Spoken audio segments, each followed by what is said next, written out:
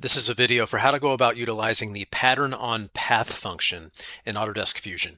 You will notice on the screen that I have a U shape that is a white color and I have a red cylinder here. What we're trying to do is to get this red cylinder to follow the path of this kind of horseshoe U shape. And in order to do that, we need to go to Create, and we're going to go down to pattern.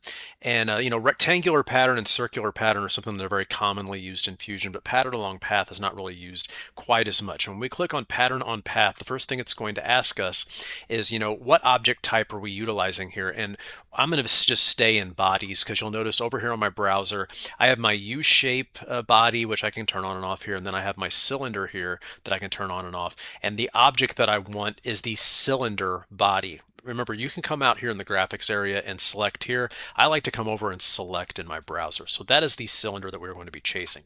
Next, it's going to say our path, or I should say that's the cylinder that's going to be following the path. So the next path we have is a line that would go directly, like right down through the middle of this U shape.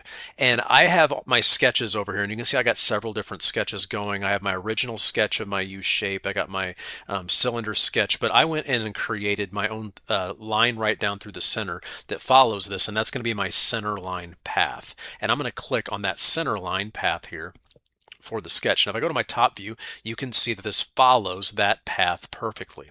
As we go down, you'll see where it says distance and start point. A lot of different things we can utilize here, but I like to come out and grab a hold of my arrow, and I'm just going to kind of drag all the way around until I get over to the other side, and I can choose the quantity of cylinders I would like to follow that path.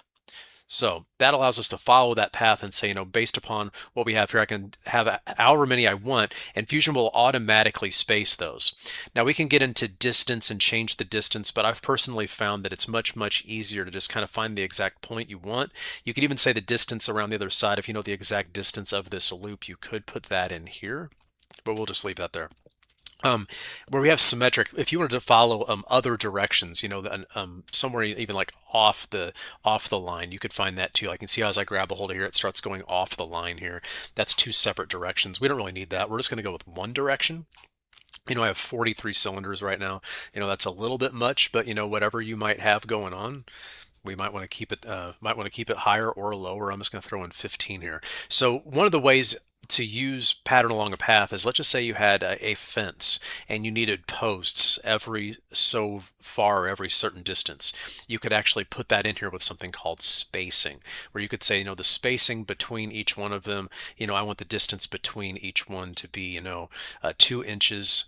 We can, a lot of different ways you can go about utilizing this. A lot of neat functions in here. So that's a way to go about utilizing pattern on path. I can kind of leave it to you to determine what the purpose of your pattern is, and that's going to determine a lot of your distance, your number of cylinders, etc. Another way to utilize pattern on path is to create a sketch, and I'm going to grab a hold of the line command, and I'm just going to draw for myself just a vertical line, and then I'm going to click and hold down on the left part of my mouse, and I'm going to drag out, and I get myself kind of a curve, and I'm going to click and hold down again, and I can drag, and I have for myself this kind of bendy wire thing going on. If you hold down on the left side of your mouse and drag, Fusion will allow you to start drawing an arc. A common thing people would utilize for this is to use the spline tool that you see right here. You could obviously do a fit point spline to get complex curvature, but just for the sake of the video, I'm going to just have this line here. I'm going to go to my center point circle, and I'm just going to draw myself a circle right along here and say finish sketch, and let's go ahead and extrude this up, and I'm going to make sure this is a new body. So let's go over and turn on the visibility of our sketch, and we now have for ourselves a path, and you can probably pretty easily see where I'm going. I'm going to go down to pattern on path, and we have our object here, and our object is this body, and our path is our curved line. In the previous first part of the video, I went through and said, I'm just going to have this follow and on a shape or on an existing body. This is where I can just create something on a line or a path that I have created. So just look down at the top view, we can just see that it's actually following that line. The start point, I'm at 0, 0. If you noticed, I started that sketch right here on the X and Y axis at 0. If I put in 1 here, it kind of has a tendency to shift a little bit. So, if you see here, it's going off the grid. So the start point for me would need to be stay at 0 and then kind of go from here with that. I have 39 over here. That's obviously way too much, but if I go and just start saying 2, 5, something like that, we can change the distance, we can change the spacing. So, as I can kind of drag these out over to here, that's giving us the total number. If I want to drag this over here to the end line here, that'll space those out right. A lot of neat things you can do with pattern on path.